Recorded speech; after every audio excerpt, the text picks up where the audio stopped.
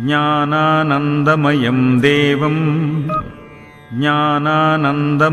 देवं निर्मलं स्फटिकाकृतिम् आधारं सर्वविद्यानां हयग्रीवमुपास्महे।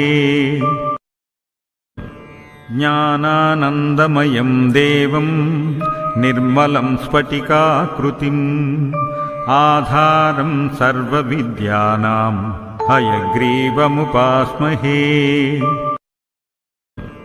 ज्ञानानन्दमयं देवं निर्मलं स्फटिकाकृतिम् आधारं सर्वविद्यानां हयग्रीवमुपास्महे।